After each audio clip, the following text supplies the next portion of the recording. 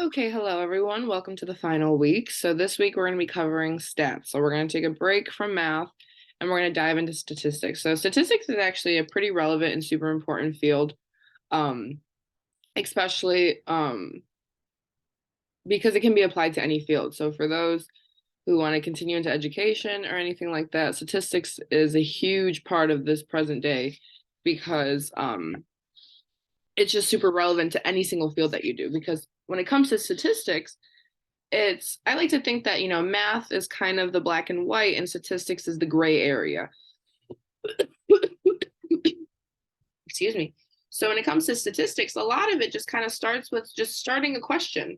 And that's how it can be relevant to every single field because every single field has questions that come along with it. So what is statistics?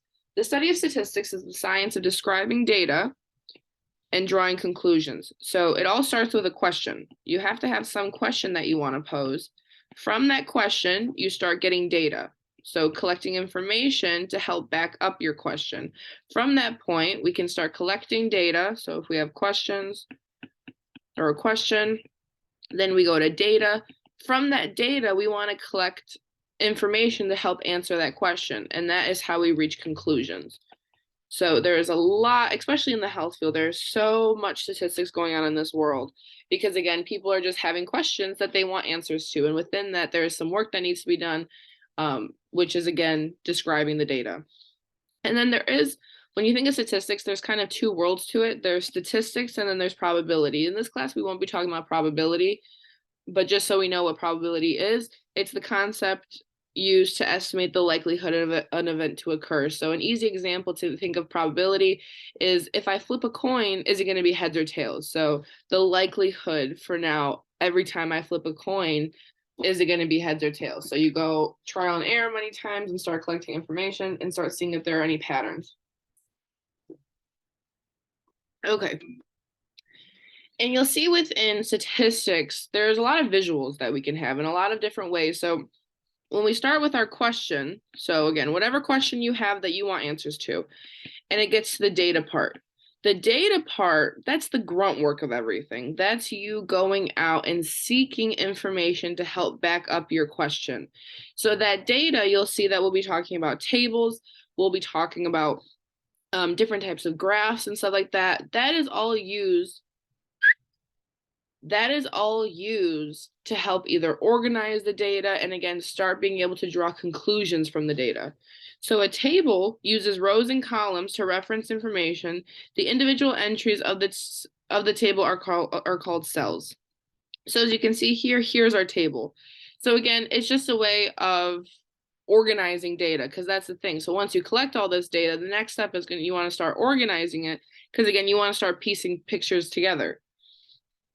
So at that point, we can see here in our first example is a table. And again, once we have that table organized, and notice each of these little boxes, these are the cells, so the individual entries. And then from there, you can start answering questions. So let's look at our first example. So it says table 8.1 summarizes the maximum wind speed, number of reported deaths, and estimated cost for a recent hurricane. So this is data right here. This is what, someone went out asking a question about recent hurricanes. And then from there, they went on and collected this information based off that event. So for recent hurricanes that made landfall in the United States. So now with this information, we can start answering questions. So for our first question, which hurricane caused the greatest number of deaths? So notice there is a column in this reporting the number of deaths. Again, we want to look at the data and notice now we want to find the greatest number, and that would be Katrina. So by a landslide, actually, that is Katrina.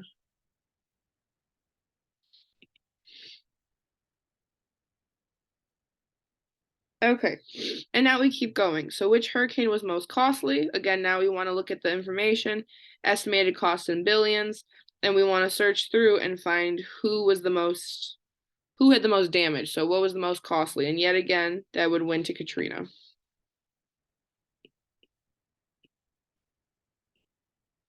And then, so part C says, what was the difference in the maximum sustained winds for Hurricane Andrew and Hurricane Katrina? So one thing is, again, now we're talking about the maximum sustained winds.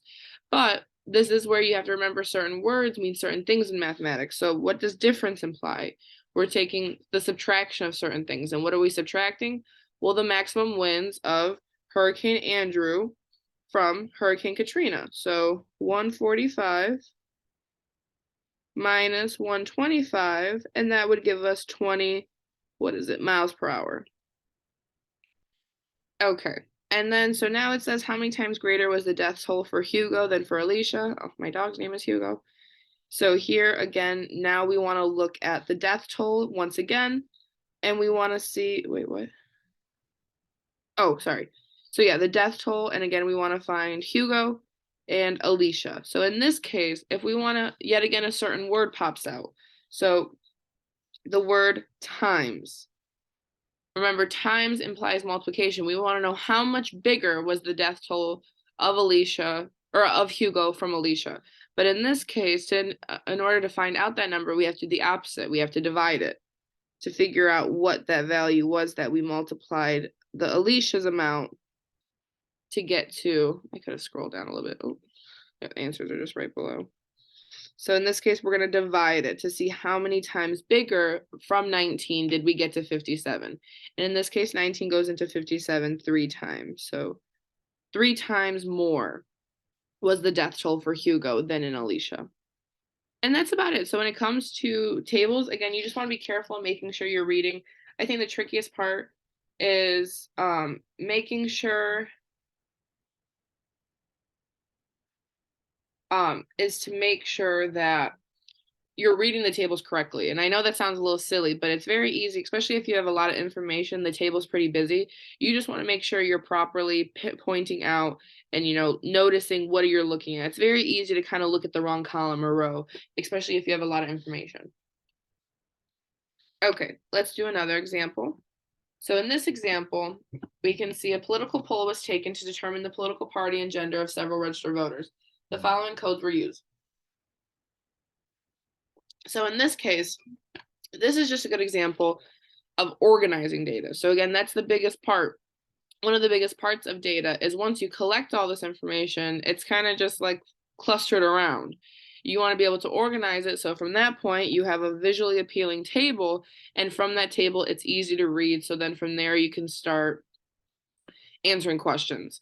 So in this example, we're just going to organize the data. So first things first, what we want to find is the number of Democratic males. So let's first count it out. So notice we have 1, 2, 3. Is it 3? Let me run through the list one more time. So we had 1, 2, 3. Okay, so we see we have 3 Democratic males. And again, a lot of times, this is also an example where it's very easy to make a simple mistake. So that's why, dotting the amount that you counted, double counting and stuff like that, you wanted to make sure to do because it's very easy to leave something out. So now we see, let's go through and go straight to Democratic females. So 1, 2, 3, 4, 5. So 1, 2, 3, 4, 5. Okay, Republican males, we have 1, 2, 3, 4, 5. And again, notice I'm just organizing. This is me organizing the data. So instead of looking at this all kind of clustered around, this is just not appealing to see. But once I know exactly this amount, I can start comparing different components and being able to draw conclusions from there for whatever the question someone might have. Okay, Republican women, we have 1, 2, 2. Okay, and last but not least, who fits into independent? We have 1, 2, 2, I believe. And then for women, I think I just saw 1. 1. And that's it. So again, it's just organizing the data. dependent on the information that we have. And this is it for our next video. So for our first video. So in the next video, we're going to be talking about the visuals that kind of come behind this data.